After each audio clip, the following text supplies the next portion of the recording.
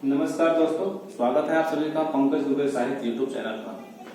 साथियों, मैं आपको आज नया प्रकरण लेकर के आया हूँ, क्रिया विशेषण। आप लोग अपने जो है अध्ययन के समय में क्रिया विशेषण को पढ़ा होगा। इसमें हम नहीं कहते कि आप लोगों को जो है पूर्व ज्ञान नहीं है, लेकिन क्रिया विशेषण को सामान्य रूप से केवल 4 रूप को ही हम जानते हैं, ज्यादातर उसको ध्यान देते हैं।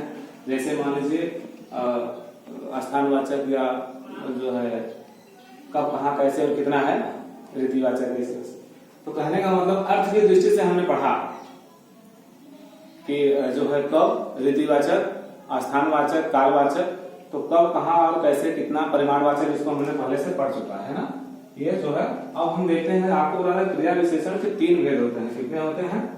मुख्य जो है 3 भेद होते हैं, जो कि पहला हम लोगों ने पहले से पढ़ लिया है। दूसरा है प्रयोग की दृष्टि से और तीसरा है रूप की दृष्टि से। तो कहने का मतलब आज हमको पढ़ना है क्रिया विशेषण भाग 2 का दूसरा और तीसरा रूप प्रयोग की दृष्टि से, जो कि पहले हम इसको पढ़ चुके हैं। इस पर आज हम बात नहीं करेंगे। आज हम जो है प्रयोग की दृष्टि से देखेंगे। तो प्रयोग की दृष्टि से जो है क्रिया विशेषण के 3 रूप होते हैं। पहला होता है साधारण क्रिया विशेषण और दूसरा होता है संयोजक क्रिया विशेषण और तीसरा होता है अनुबद्ध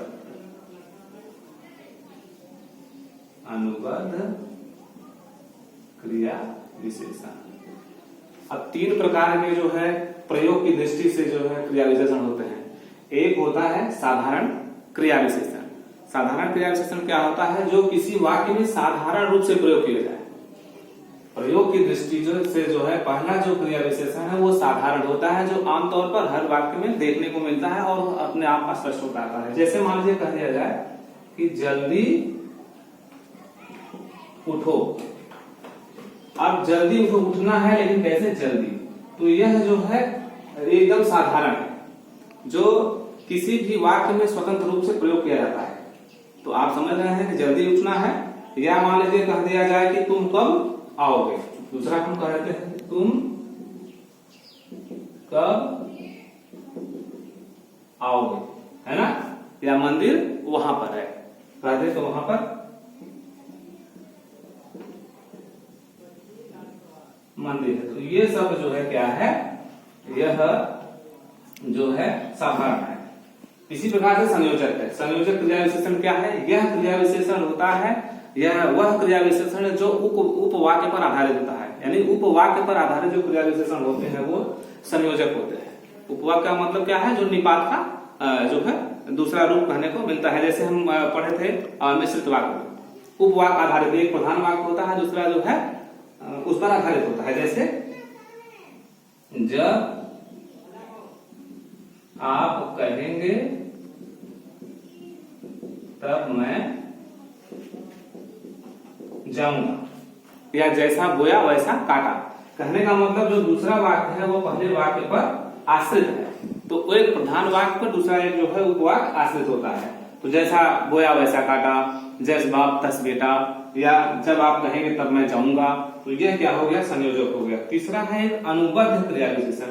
यह अनुबद्ध क्रिया विशेषण जो है किसी वाक्य में अवधारणा को व्यक्त करता है। अवधारणा का मतलब जो निपात आप पिछले जो है दिनचर्या में पाठों में पढ़ चुके हैं, है ना। अनुबद्ध का मतलब समझ लीजिए कि यह किसी वाक्य में जो है अवधारणा को व्यक्त करने वाला क्रिया विशेषण होता है। जैसे कि यह कार तो मूर्ख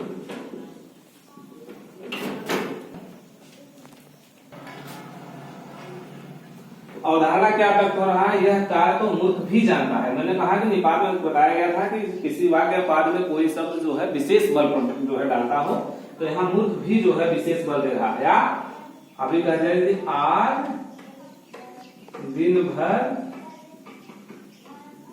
वर्षा होगी। तो यहाँ भर शब्द क्या है? ये जो है अनुबद्ध है, अवधारणा को व्यक्त कर रहा है। अब इसी के साथ जो है हम जो है इसको देखेंगे रूप की दृष्टि से। इतना समझ में आ गया कि प्रयोग की दृष्टि से है ऐसे। तो तीसरे रूप में कहा कि रूप की दृष्टि से 2 हो गया अर्थ हो चुका, प्रयोग हो चुका, और रूप की दृष्टि से। रूप की दृष्टि से भी जो है क्रिया विशेषण 3 प्रकार के होते हैं। एक होता है मूल क्रिया विशेषण। मूल क्रिया विशेषण किसे कहते हैं? मूल क्रिया विशेषण जो है कि बिना किसी अन्य शब्द के मेल में आने पर जो है इसका प्रयोग किया जाता है। ऐसे क्रिया विशेषण जो किसी शब्द से मेल नहीं खाए, वो जो है अपने आप में स्वतंत्र हो, अर्थात साधारण ही कहा जा सकता है। जो प्रयोग की दृष्टि से आपने देखा लगभग वही इसमें माना जाता है। जैसे साधु फिर आएंगे। अब यह जो है ये फिर शब्द क्या है? यह मूल रूप है या किसी से मेल नहीं खा रहा है, तो यह फिर शब्द क्या है? यह मूल है। साधु फिर आएंगे, या भी कह दिया जाए कि श्याम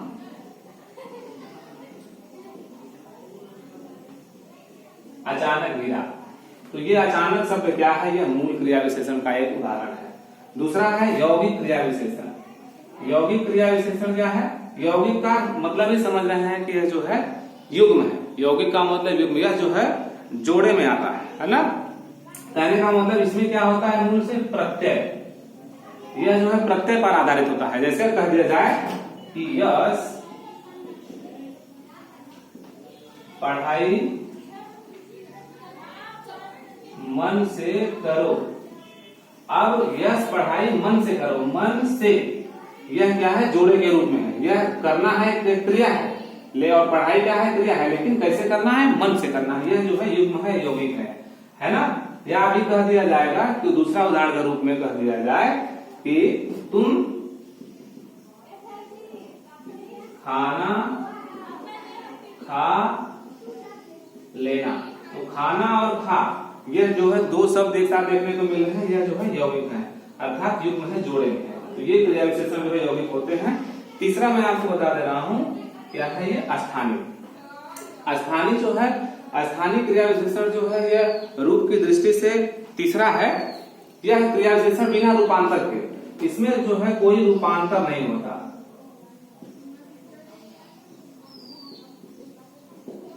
और कोई निश्चित जो है एक स्थान होता है जहां पर यह क्रिया विशेषण का प्रयोग किया जाता है। जैसे अभी कहा जाए, एक उदाहरण दिया जाए कि चोर पकड़ा गया। चोर पकड़ा गया, तो यह पकड़ना शब्द क्या है? यह जो है स्थानीय क्रिया विशेषण है। इसका कोई न कोई निश्चित स्थान होगा जहां वो पकड़ा गया होगा, हवा में तो होगा नहीं। अगर वो चोरी किया है, वो अपराधी है, तो वो पकड़ा गया है, तो यह स्थानीय क्रिया विशेषण के अंतर्गत आता है। या चोर उठकर भागा, तो भागना एक क्रिया हुआ, लेकिन उठकर भागा तो यह क्या हो गया? यह स्थानीय क्रिया विशेषण में कोई एक निश्चित स्थान होगा, केंद्र होगा जहां से उठ करके भागा होगा। तो साथियों मैं आपको बता दे रहा हूं कि क्रिया विशेषण के 3 रूप होते हैं, अर्थ की दृष्टि से, प्रयोग की दृष्टि से और रूप की दृष्टि से।